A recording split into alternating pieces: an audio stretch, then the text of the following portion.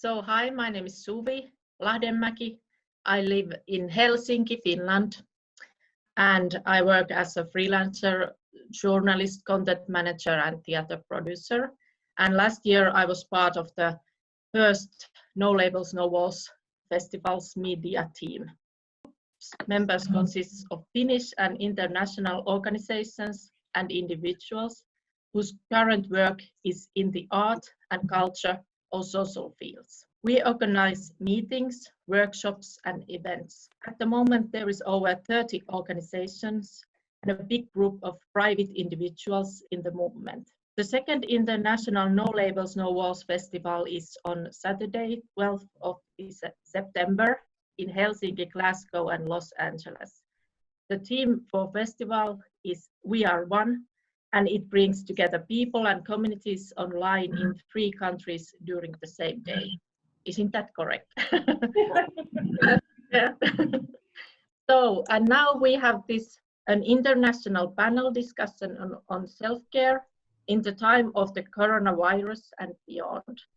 What does self-care mean? How do I do it? Why it is important? How we can all manage our stress and fears to maintain a perspective of trust and hope. And we have, I think, 7 speakers of performance here today. They will talk about self-care from their point of view. And you can all ask questions in the chat box for the people. So that's the interactive discussion here. Or do you want to say something? So, Suvi, the first person speaking is going to be Dr. Neasley. Correct me if I'm saying the pronunciation wrong. Janelle? Yes, Janelle October, not Dr. Janelle October. Oh, I'm sorry. That was the one I messed up. Okay. She prefers Janelle October. Yeah, sorry about that. So take it away, Janelle. Oh, take it away, just like that. Yes, I am Let not. me put your bio, Janelle. I'm going to put your bio right now in there. Alrighty. My family calls me Dr. Mom, but I'm not by any ways have the credentials behind me to be a doctor. I'm a marriage and family therapist by training, but I actually stopped my practice a while back. And now I'm in the preventative care. So I love talking about how to do self-care because it's so important. And one thing I like to teach people when I become acquainted with them is a simple hand model of the brain in terms of stress. And what happens is, and it's going to be a very quick example. If you want a bigger link or a more detailed link, just email me. This is our brain. So this part right here is the frontal cortex of our brain.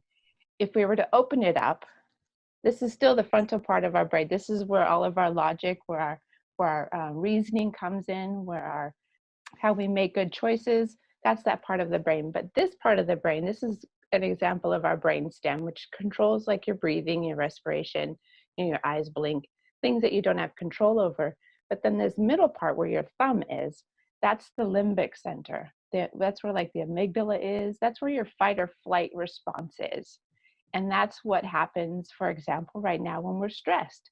This part of our brain is activated. And so when this is activated, this actually flips. Because when this is down, this thinking part of our brain can control the stress response. But when our brain is flipped, if you've ever been in an argument with someone and you've said things that you really regret saying, or you just can't think and you're mad and you're angry and everybody's working on your nerves, it's because you're not in that thinking part of your brain. An example, if we were to go back in time when we lived with like lions and tigers and we were amongst predatory animals, you don't want to use this part of your brain when you're being chased by a lion. Nope. You really don't. You don't want to have to be going, okay, do I run? Do I go to the left? Do I go? You just want to be able to have this limbic part of your brain that's going to just like instantly, you're just going to fight or flight. You're just going to run. You don't have to think about it. You just do it. So that part of our brain, it's a good part of our brain. But unfortunately, we can't survive in that part of our brain for very long. We need to, our body doesn't have the ability to regulate that amount of cortisol, which is what's going to be flowing through your body in order to keep yourself safe. And let's go back in the prehistoric time, or when we were being chased by lions and things, an example of how to bring the brain back down is if there was a watering hole and you were running and running and running, and all of a sudden you saw this pond and you were thirsty and you stopped to get a drink, your brain is actually going to say to itself, wow, I must not be in danger because she's taking water. Because if you were in danger, if you're still being chased by a lion, guess what? You're not going to exist anymore. The lion's going to eat you. So drinking water when you're really stressed out, just having something to sip on. I used to use it in my practice all the time. When my clients would come in, they kind of knew, just bring some water in with them, have it sit down, because it helps regulate the body. It helps tell the body that it's not a stressful situation. Also, when you're in that fight or flight response, another thing that happens, your heart rate starts to go, because all of your blood is going to the extremities. It's going to run from that lion. So when you take deep breaths, everybody always hears, oh, do your breathing exercises. Well, there's neurological research done that it does work, because again, what you're saying to yourself is, no, I'm not being chased by a lion. If my brain is saying, wow, she's taking really deep breaths, the lion must be not there anymore. And today, for example, this coronavirus, this quarantine, it's stimulating that same part of your brain, that fight, flight, or freeze. We're in this, the lion, we can't see it, but it's still there, and our brain is still responding to it in that same exact way. So making sure that you're taking deep breaths, making sure that you're staying hydrated are really good ways to bring that brain back down into a functional way of being. And the second part of our brain, okay, this is this part of our brain, but there's also a brain that's in our stomach, in the intestinal area. And that's why when you feel something, you're like, wow, I really feel it in my gut. Or when you're getting ready to make a presentation to a bunch of people, your stomach gets all butterflies. Or you find that you're nauseous, or you find that, sometimes when people have irritable bowel syndrome, because it's related to mental health. And 95% or so of our serotonin, which is our good, happy feeling kind of chemical in our brain, is made in our intestinal tract. And so there's a lot of evidence that this is our second brain, is our stomach.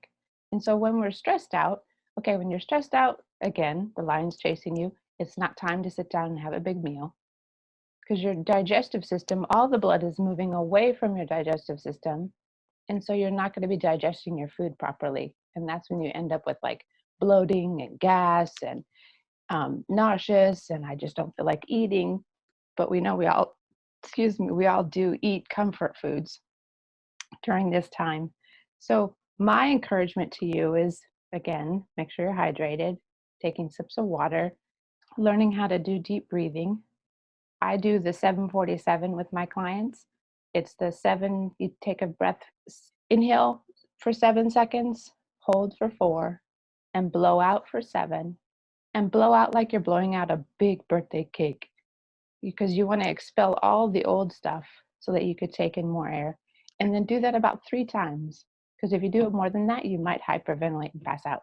Because if you don't lower your cortisol levels, I'm not sure if everybody knows, there's a study called ACEs, ACES, it's Adverse Childhood Experiences. They've traced that a child that has 4 or more, or when they were a child, if they had 4 or more adverse experiences, they're more likely to develop type 2 diabetes, cancer, hypertension, you name it, it goes on. So stress impacts the body in huge, huge ways.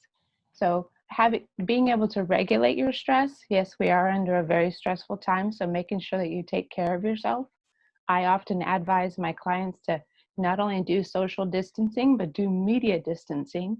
Distance yourself from the news, because this stuff is getting stored in our brain, and it's just, all it's doing is feeding that fear part of our brain that wants to escape. Because the coronavirus is just like back in the day, it's the lion. but unfortunately we can't see it, but our body still responds in the exact same way. So going back to our digestive system, if you can eat light meals, my family's on like a 2-meal-a-day thing now because we're not moving a lot. You don't need that much food. We know what happens when we eat too much food. We store it as fat. And I also encourage my clients and my family to not have your big meal at nighttime, because if you're stressed and if you're sleeping, it's just more work on the body. The body's job at night is to detoxify itself. Oh, and just a little bit of wisdom. Our body has a lymphatic system from about here down. Our brain has no lymphatic system. Our brain cleans itself while it sleeps. The beta amyloid plaque that we see in Alzheimer's patients gets cleared out when we sleep. And so make sure you're getting your 8 hours of sleep at night. Restful sleep, good sleep. And it's not sleep that's done with melatonin. It's not sleep that's done with Ambien. Because those kind of, melatonin is really for people who, like, let's say if I was to fly to Finland and I had jet lag, that's an appropriate time for melatonin. But Ambien doesn't allow you to have the proper deep sleep that our body needs in order to let that chemical wash over our brain to clear out all the plaque. Hopefully this has had some good nuggets of information that you guys want. I think now we could open it up for, I guess, questions. Thank you so much. That was great. Thank you. You're welcome. Thank you very much. May I comment something to that one? Sure. You agree with the keeping hydrated, but I would like to remind that if one sweats, you lose salt. And so it's important to keep also the salt levels on the correct level in your body, because being oversalted or undersalted is possibly fatal too. Yes, definitely. And being overhydrated is it's not good for you. So you can actually have too much water. But thank you. Yes, making sure that your electrolytes and your sodium are all on a par. Really, really. Yeah, I had a question, as far as like, since we're home all the time and, even if we're, after this is over, as far as movement, like, do you have any recommendations to, for like, movement or anything like that besides just, nutrition? Yeah, I mean, I try to incorporate, like, for example, we're all going to be using the restroom hopefully throughout the day, and just making it a habit, like when after you've gone, you just do something that's going to make like a major muscle burn. I use this when I talk with my patients that have type 2 diabetes, is to, like, for example, you do squats until your thighs burn, or you do wall push-ups until your biceps burn. And what you're doing is you're getting your body to ask for energy and to use energy. And I think later on, you're going to hear some ways of creatively being able to move in your home. You could use your chair, you could use all kinds of things just to create more movement. And also, they say that sitting is the new smoking. So if you have the ability, like I bought something for my desk, that if I'm at my desk too long, I can actually move my computer up on this little stand. So I can move my computer up so now that I'm standing. So, finding ways to do things that doesn't require sitting all the time. Hopefully that answers your questions. And I think there's someone coming on later. Erin is going to speak about creative ways to move at home. Well, thank you so much. Wow, that was great. Yeah. That was, thank you, Janelle. Thank I have a million questions, but I will refrain myself. Oh, but one quick little thing, some quick tips on supplements, especially since we are indoor so much. Are there supplements we definitely should be taking, to kind of help? I would actually say that, because one of the vitamins that gets secreted in our urine when we're stressed out, our body uses up a lot, is your vitamin C and your vitamin B complex. They're okay to take without having, like, me or your doctor read your blood panels, because they're not stored in the body. if anybody has ever taken vitamin B or more vitamin C, you just know that your pee is really orange because you're just going to pee it out. So making sure that you're drinking your right amount of water. So there's something called the stress B complex, and it's really good to take during this time because we're all under stress and our body's using it much more than need be. And you'll find that sometimes if you're low in Bs, it can affect your mood. For example, when I work with clients, even now and before in my practice, I would always ask them to have their B12 levels drawn, and also their D3, but that's a different one. But B12 levels drawn, because sometimes if your B12 levels are too low, you can have some, depression. So especially if you're vegan or vegetarian, you definitely need to have vitamin B12. And if you are going to take vitamin Bs, I typically, for myself and the clients that I work with, I use the sublingual ones. It's one that'll it's either a tablet or it's liquid form, and it goes underneath your tongue. Because just like, when someone has a heart attack, they put that pill under their tongue, it helps them. It goes right into your bloodstream, as opposed to having to go through your stomach acids, and it gets depleted. There's not as much of an impact when it goes through your stomach. So vitamin B complex. Thanks, Neasley. That was what I had on my notes, but I didn't get it. Yeah, sprays are really good. And then there's some supplements that are actually coated. They're enteric, or I think I'm saying the wrong word, but then so it'll pass through the stomach and goes right into the intestinal tract, which is where most of your nutrients is absorbed. Thank you so much. You're welcome. And I apologize as I'm not going to be able to stay. You're welcome. Well, I have some prior engagements I have to attend to. no problem. Hopefully you'll come back. We're every Monday, so let your people know it's a welcome for anybody. We're going to have this big online festival. Maybe you want to do a self-care, nutrition kind of thing for the festival. We'd love to have you. Welcome. Thank you for inviting me. Thanks, Neasley. Thank you. Thanks, Cheryl. See you Okay. soon. Our next Bye-bye. person is Pia, and Pia's bio is going to be group chat. It is. It is already. Yeah. Yeah, thanks, Nazal. Thank you very much. Sorry, I would have loved to tell you that I really enjoyed your talk, but yeah, so basically I'm going to look a little bit at self-care from an adult education and lifelong learning perspective. And first of all, for me now, thinking of the whole pandemic, I think it's really important to just really keep it in the day. And so whatever I do in terms of self-care, if I can just, and I'm talking about learning to self-care, it's important to just, keep the focus in the day. So I think it's really important to be aware of the perspective that I have on life and on whatever I do. It's important to be gentle with myself, to let go of perfectionism, that because I make a mistake, that I'm a bad person, to really accept myself as who I am right here, right now, and to start slowly, so that I can't expect miracles overnight, that if I haven't done something ever before, I can't expect to be perfect right tomorrow. So I think it's really important to know my boundaries, my physical, social, and emotional boundaries, and if I do need help, to reach out for help, be it professional or be it call my neighbor or my friend or whoever, but not to having to stay alone with whatever problem I might be having.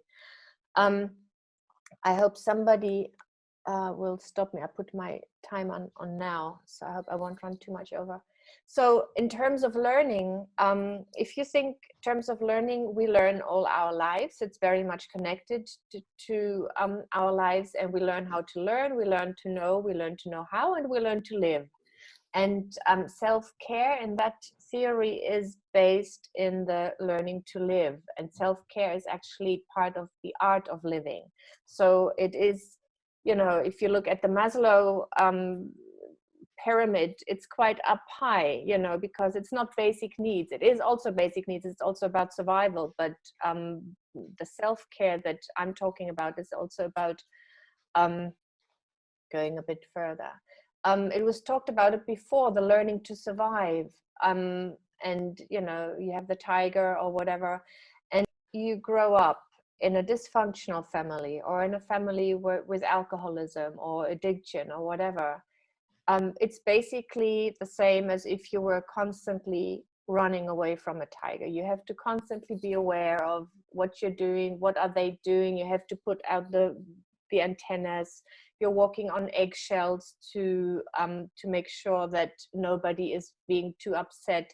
You have to deny your own feelings and your own needs, and other people are always at the center of your attention. So what we learn early onwards, if we grow up in a family like that, are those patterns of action and interpretation that we just use, that we live through our lives. Throughout our lives, we live according to those patterns. And so, as it was explained earlier about the brain, if we are afraid, you know, we can't use our brain for learning. So if we're constantly in a situation that scares us, that affects our learning ability. And in terms of lifelong learning and adult education, that is detrimental, because people who haven't learned, who are not capable of learning, won't be able to educate themselves in any way, or in many different ways. They won't be able to do what they could do if they had the capacity, or the ability. But in terms of learning in general, it is always important to have an open mind, or to keep an open mind. And if you're afraid, usually the mind is closed. And if you're afraid, you say no, rather than, okay, let's have a look what's going on. So, but the good news is that it's never too late to learn any of that. So even if we didn't grow up in a family where we were supported and encouraged, it's never too late to actually learn those things, and to learn also to care for ourselves. So in order to learn, we also need to practice. We have to focus on it, and we have to hang in there, and we can't just give up. We can, and that is what many people do. You know, it doesn't work instantly. We don't get immediately what we want, and then we give up. But, you know, learning to learn means also to learn to focus, and to just, you know, put everything else out and just be with whatever I'm learning. And through the struggle that comes with it, through the constant practice, we can start to experience joy also in learning. Now, as I said before, it's step-by-step process. Whatever we learn, be it walking, or be it playing the piano, or singing, or dancing, we always build on what we have learned before, and we need to practice. And we forget that as adults. You know, as adults, we often think, oh yeah, you know, I should know it right now. But, you know, we have to remember that when we start something new, and if it is self-care, we need to remember that babies also start walking, you know, very, very painfully in the beginning.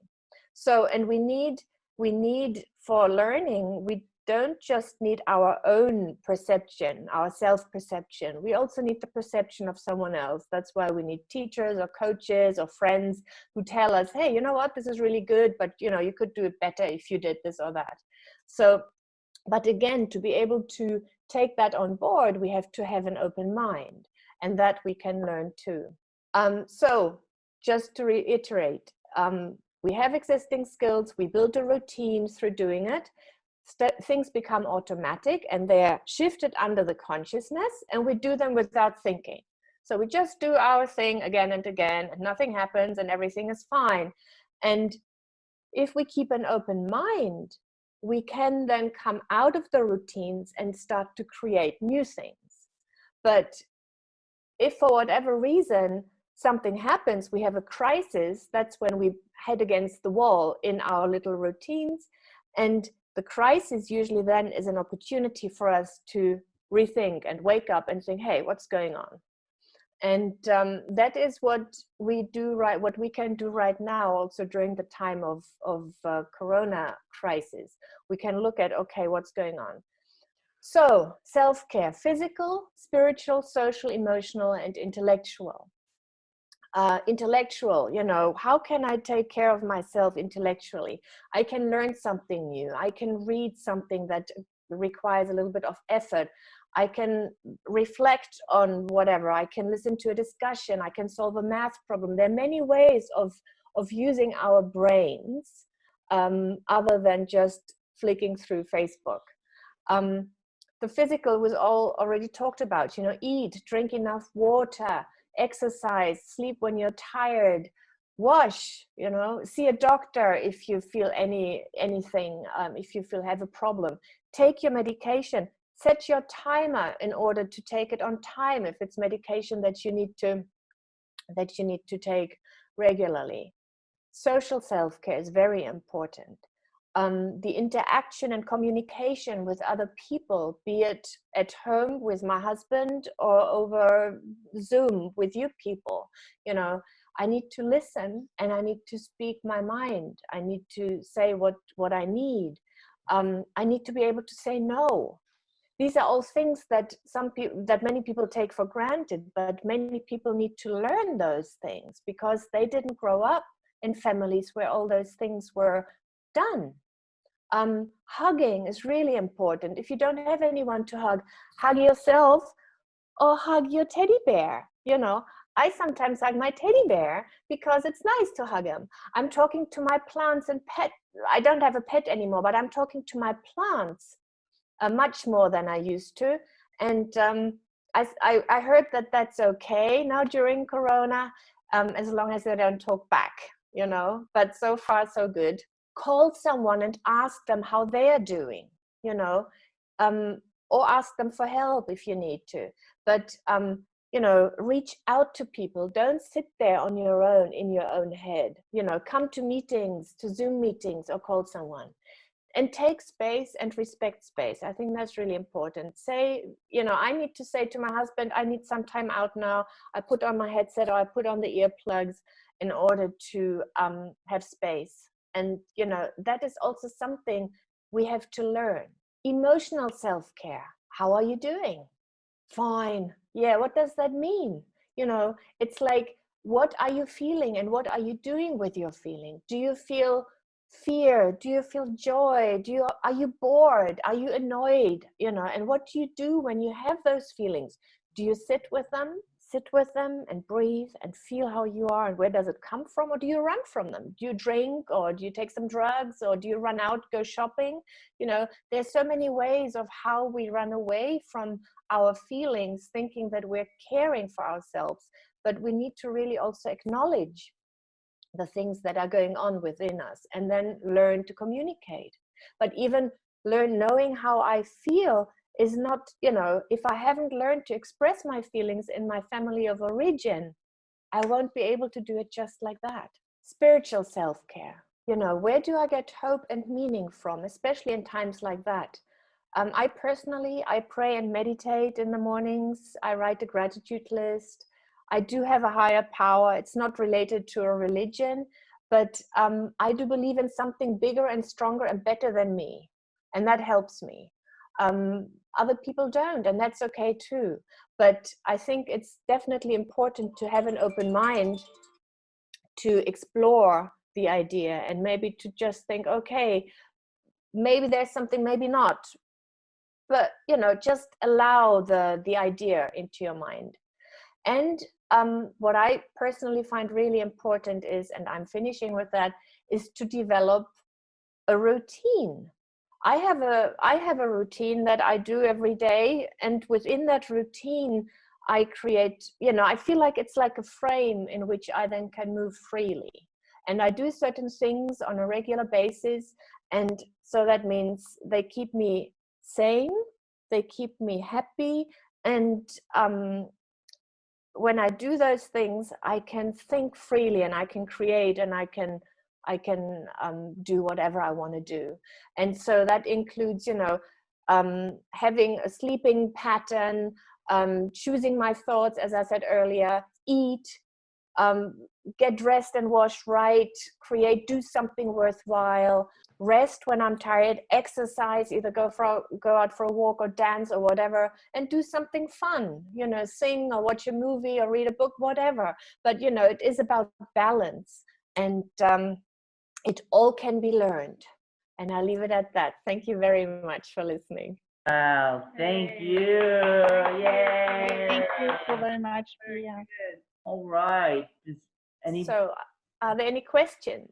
Is there time for questions? No. I don't know. I mean, oh, there isn't actually. What? Next one? Yeah. Okay. Yeah. So just one thing. Did you put the oh, the PowerPoint? PowerPoint? I'm gonna attach Pia's PowerPoint that she sent. Hello. And that's Hello, I'm here. So the next person is going to be Riku. So Riku's going to be talking about stigma. And unmute him. Yes, I'm here. Hey, Riku. Okay, so you've got about 10 minutes and you're going to be talking about stigma. Yeah. Okay.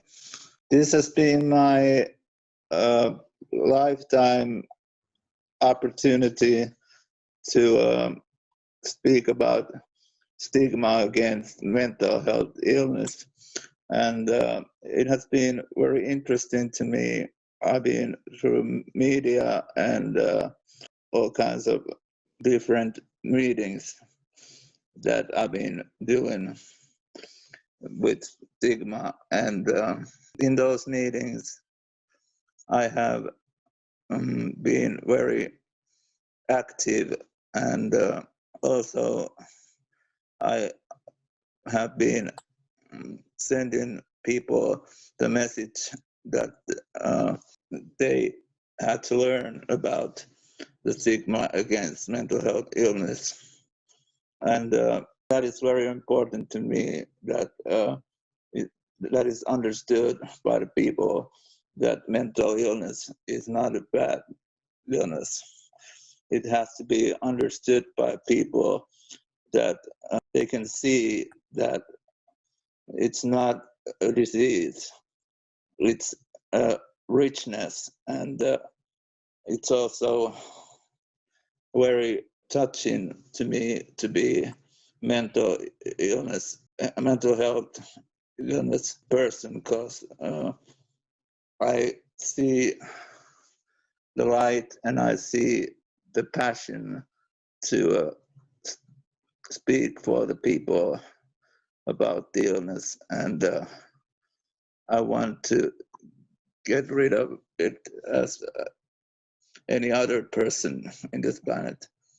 And I am also sending a message in my music to avoid stigma, and I want people to understand that they can hold on to a thought that they can be saved by the stigma, and be saved by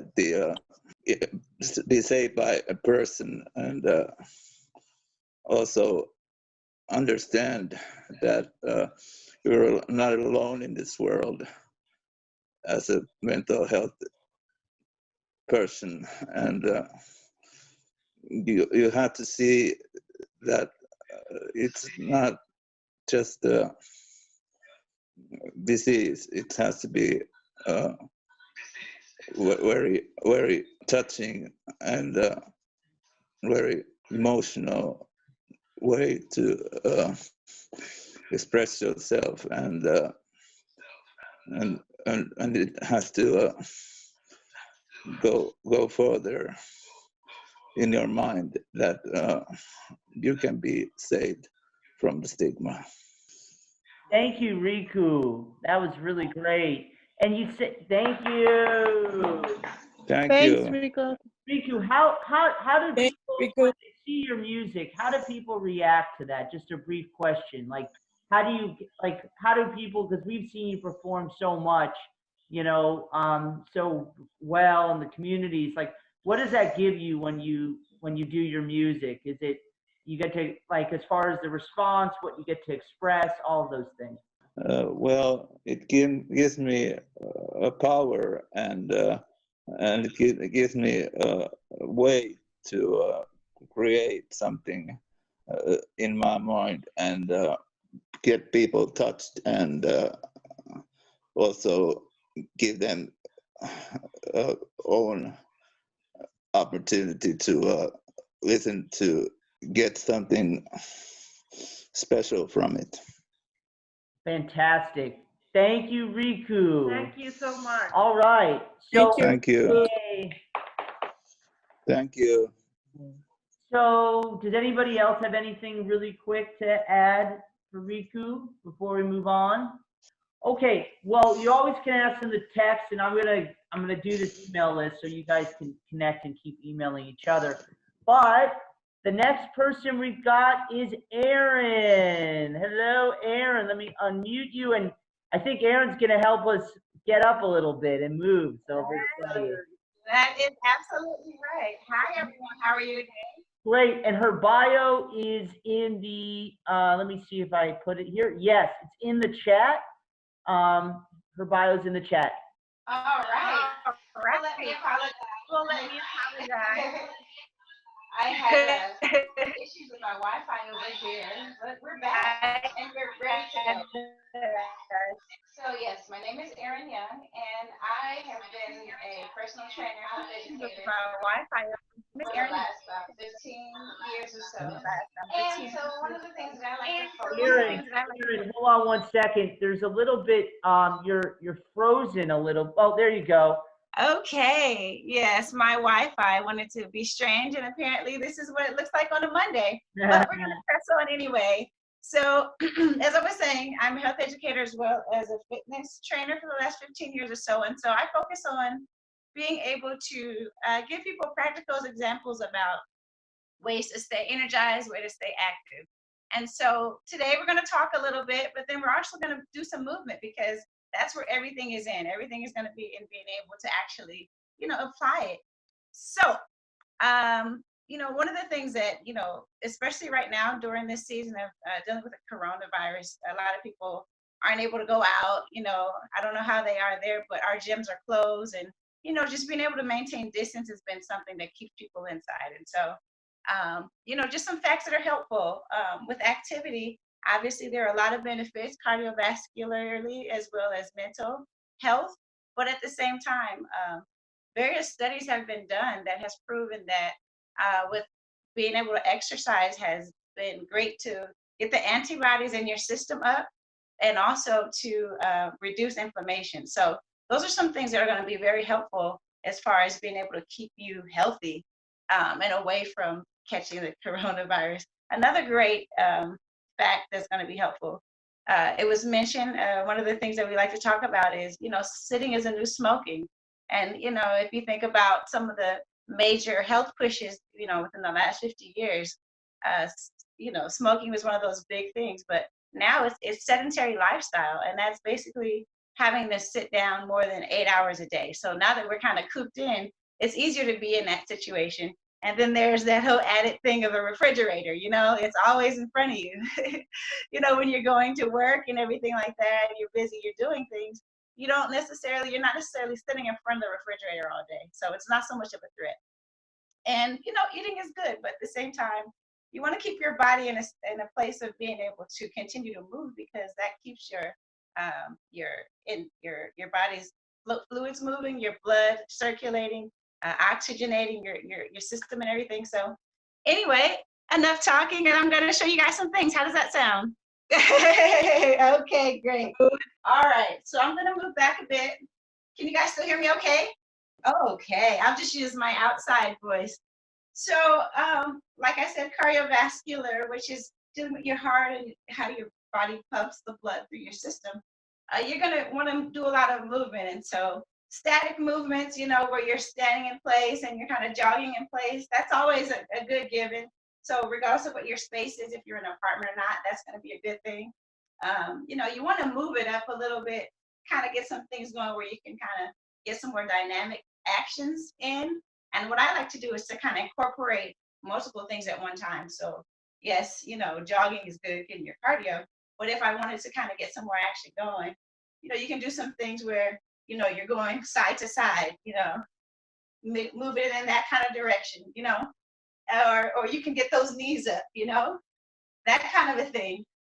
And mix it up so that you're actually, you know, you create an opportunity for your body to move, you know, and movement is going to do so much more for you.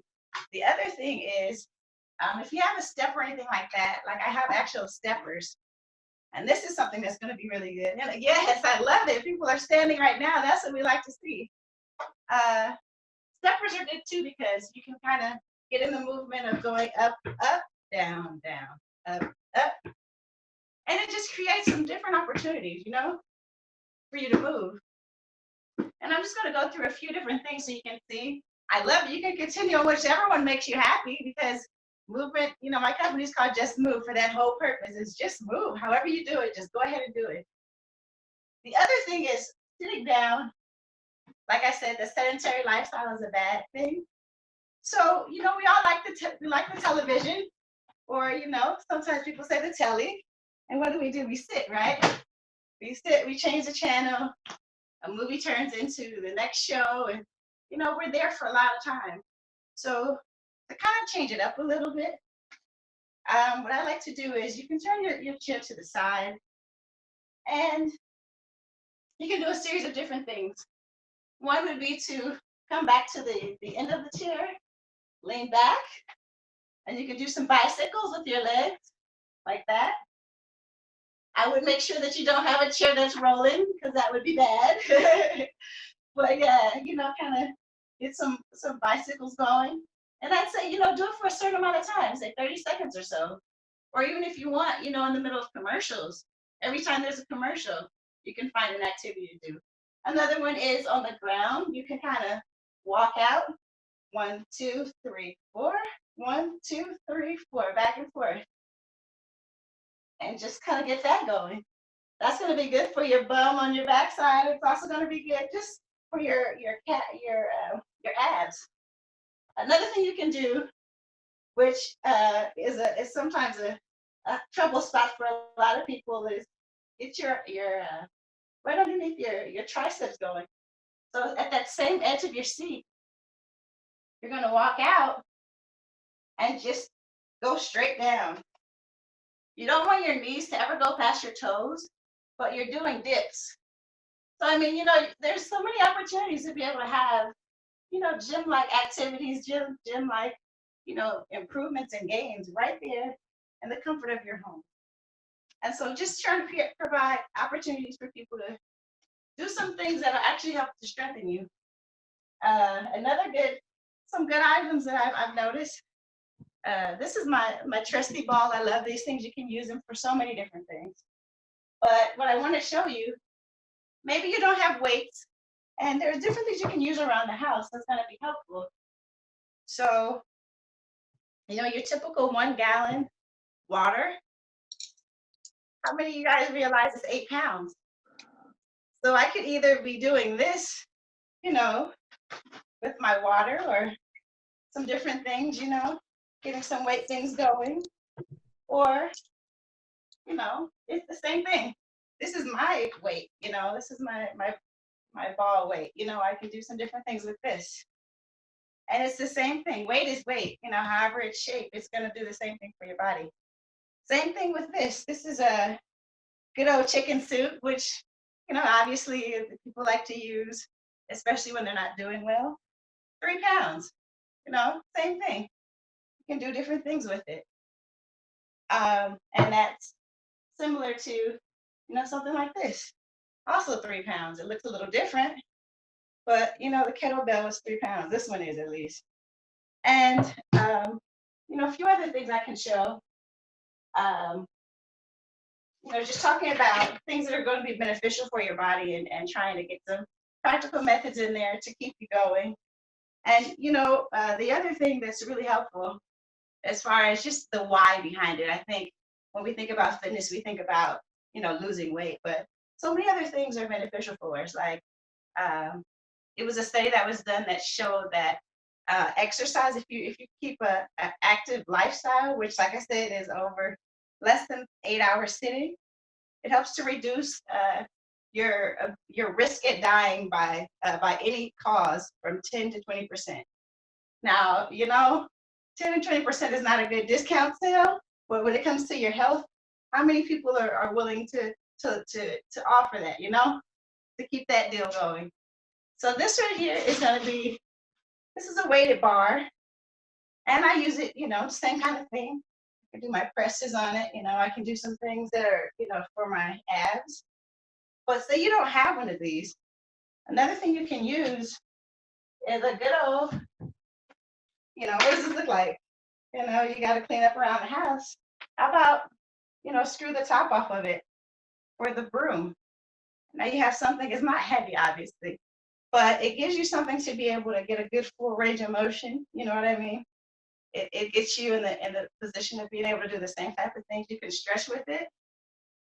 And it's just very helpful when it comes to, using what you have so that, being able to have a gym or have, the same type of things aren't something that limits you and limits you from being able to enjoy health at the optimal level.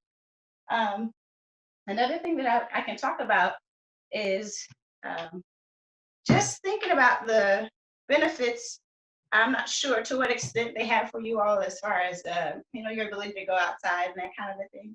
I know they say essential services and that type of thing, but coming outside and getting some fresh air, it does a wonder. I think cabin fever is something that's realistic. How many people have kind of experienced that, whether it's people in your house, you can love them all you want to, but being in the wall for so long, it does something to you. So just being able to go outside, get some good deep breaths in, tighten up on those abs when you do it, and just take a good deep breath, hold it for a few seconds, let it go, do that a good 3 or 4 times. Don't hyperventilate, but, kind of take your time with it, breathe in, breathe out, soak in some sun, that's good vitamin D. And like I said, coronavirus is something that affects you, your respiratory system. So being able to keep a strong respiratory system is going to help you as far as, just in general, but also in decreasing the risk of being affected greatly by it. So I have a few more minutes left, but I'm going to open up to questions because I think that's, where the best part is as far as people being able to ask what they want to know, as opposed to, continuing to talk on things that may hit you or may not hit you. So does anyone have any questions that I can answer? Thank you. First of all, thank you so much. You're welcome. God, I'm sweating already. Does anybody have any questions for anything that has to do with fitness or health? Like I said, I'm a health educator, so I think I can answer quite some of those. Oh, I have a question because Sure. I'm Californian, so we have. Hey. We're not like Finnish people. Finnish people, it's California lifestyle. Well, Finnish people are actually pretty healthy, actually too. So, but basically, my question is how do you maintain a social distance if it's crowded, and still do your exercise? Do you have any tips as far as,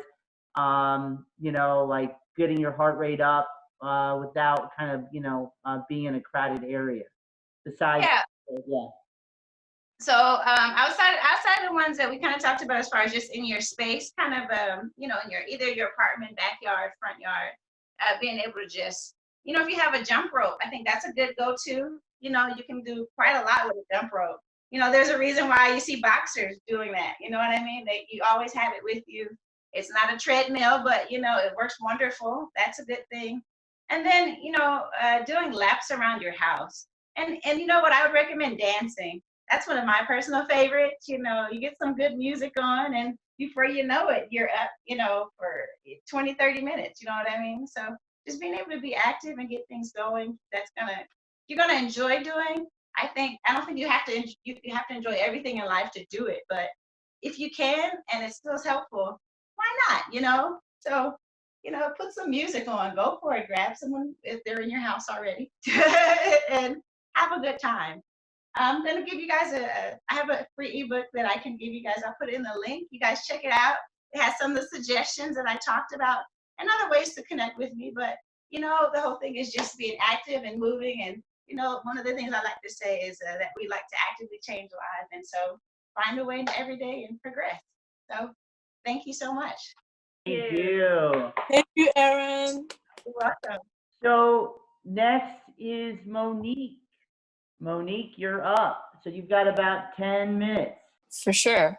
Well, I just wanted to thank the last presenter. Thank you so much. I just caught the tail end, but it put me in a very like calm and enthusiastic state. So I really appreciated. Yeah. Thank you so much for your energy. It comes naturally. I'm sure. I think that's what part of what allowed me to tap into that. So thank you. Hi, everyone. My name is Monique, and I'm really I'm feeling a lot of nervousness right now in my body. And I'm saying that out loud because I think it's important to be attuned my body and what it's asking of me and what it's telling me and what it's wanting from me in this moment. And I'm feeling this like tightness in my stomach and this pounding of my heart in my chest. And so I'm just making a physical note of that, And now I'm getting curious about what it is that my nervousness maybe needs from me, what it is that my nervousness maybe is asking of me. Because I think feelings and emotions hold things that are important. They come up because there's something of importance that wants me to attune to that and nurture and take care of that. And so I think my nervousness maybe wants like a sense of reassurance and calm. Because I didn't prepare anything for today. I usually don't like prepare things in advance. I'm very like improvisational. And so I'm just going to remind myself, I'm going to take a moment to remind myself that it's okay, that I'm adaptable, that I'm changeable, that I can grow and become in every moment. And that the nature of being human is growing and becoming at every moment. And I find myself, especially, in this time, my body experiencing a lot of anxiety, experiencing a lot of uncertainty. And my talk today is about human connection and worthiness. And I think part of human connection and part of worthiness is remembering that the nature of my humanity is that I am adaptable. The nature of my humanity is that I can shift and I can change. And that as a human being, we've gone through, evolution, and that I am a part of that evolution. Therefore, I have that potential to become and to change. That's a thought that helps me, but it doesn't make the anxiety go away. And I think that's another thing to remember is that although I have intellectual understandings of things, that doesn't mean that doesn't erase the emotional experience that I walk through, and that I have the ability to hold those things. Because I think a part of being human, I think part of being in human connection is being able to hold multiple things at once, to hold intersectionality, to hold multidimensional truths, to hold things that are seemingly complex. Because I don't think being with others or being with self is about just one singular truth. I think it's about the multifaceted truth of being alive. I feel like I'm just saying a lot of words. So I chose to talk about human connection and worthiness because I think those things are very important to me, and I think they're especially important right now. I think with everyone practicing social distancing, it's a time of isolation and time with self, and also a lot of time with others, depending on people's situation. And I think it's reshaping and reconfiguring the ways in which we are with otherness and the ways we are with self. I think, so just like a little background about me, I do oracle card readings, and I also have done Reiki, and I co-facilitate a group at a counseling center And I love reading about relationships and reading about otherness. I've read Esther Perel. If you don't know her, she's a relational therapist. She's utterly amazing. Has been doing that work for almost over 20 years. I also love Brene Brown. And so I love reading about things that, allow me to tap into some wisdom about how to be with otherness. I love talking about relationships and worthiness. So I just think that this is a very interesting time on multiple levels. It's a very interesting time that we are living in. And so, yeah, I think one of the ways that it's interesting is that it is asking us to rethink about the ways we relate and rethink about the ways that we sit with self.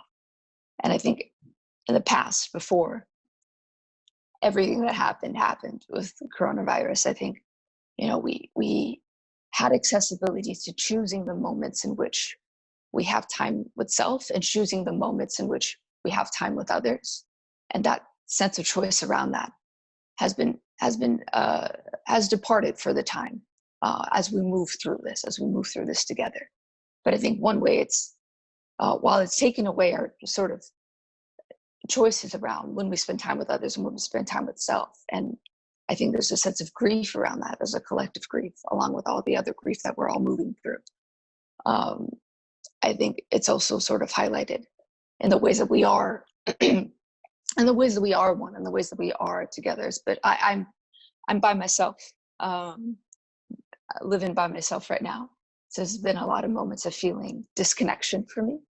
But I think one way this is highlighted, just like how integral and inescapable human connection is like the fact that we're moving through this together. And I know that's been said like so many times, but the fact that now that we're having to take extra precautions, if you will, around protecting ourselves and protecting others because of us moving through this together, it's really highlighting the fact that we are connected no matter what we do.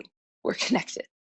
The fact that I have to go out and have to wear a mask, the fact that I have to go and wear protective gear as I go outside, the fact that I have to be mindful of what I touch and where I go and how close I am to people, those things cause me anxiety, but they also highlight the fact that my actions have an impact on other people and their actions have an impact on me.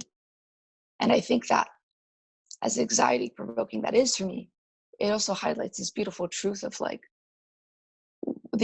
what I do and the energy that I put out into the world like has an impact, whether I see that or not, whether I witness that or not, on other people.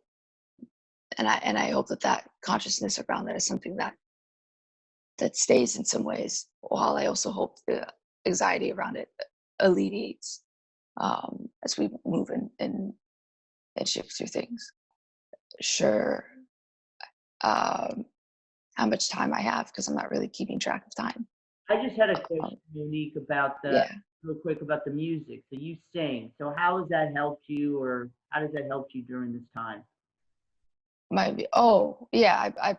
play guitar and I sing. I've been doing that for like 17 years. It's playing my guitar and singing has been like really alleviating, and also allows me to tap into like what sort of my emotions are and what I'm experiencing in the moment.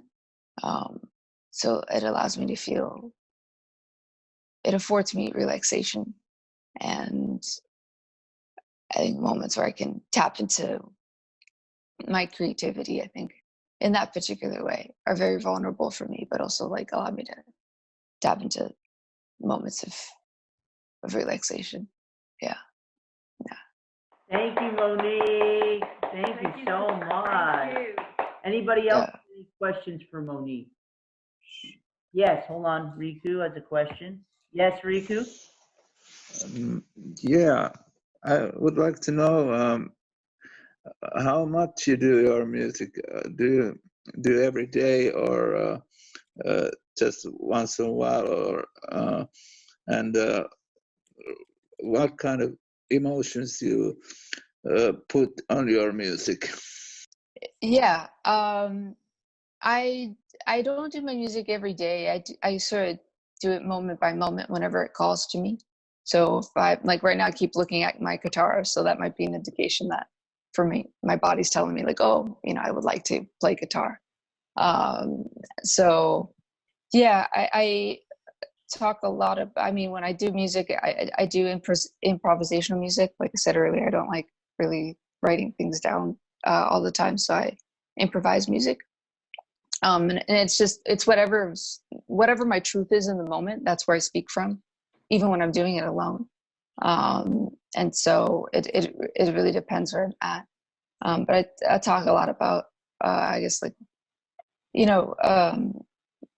really being aware of what sort of societal dominant narratives are like conditioned within me, and really realizing that those things aren't truth. And that just because I think a thought doesn't mean the thought is true. And how do I get back to the truth, which is for me that all beings are worthy of love, and myself included in that. And so some of the music that I do is around that, the noticing of societal dominant narratives, the noticing that there are conditioning, the noticing that I'm not immune from that, and also getting back to the truth, which is I'm worthy of love. Oh, thank you, Monique. Yes, all right. So our next, Monique. Our next. Hi. Oh, yes, our next performer, guest speaker. I'm like in a different. Wendy, a doctor. I'm sorry. Let me make sure I get everything correct as I introduce it. Dr. Wendy Ray. Her bio is now in the chat. And thank you so much. And we're so excited to hear you. Thank you. Thank you. Okay, so X out and then call back in. Okay, perfect. So Wendy's going to call back in. Then Neasley, are you there? Let's move forward with Dr. Rick, and Wendy will go after. Exactly. So Dr. Rick, I'm putting his bio up right now. Let me find it. There it is. And here we go. Okay, great. Hope everyone can hear me. I'm wondering if I can actually share my screen with everyone. Okay, well, hey, good to be with everybody. So just a brief intro for me. I'm a clinical psychologist.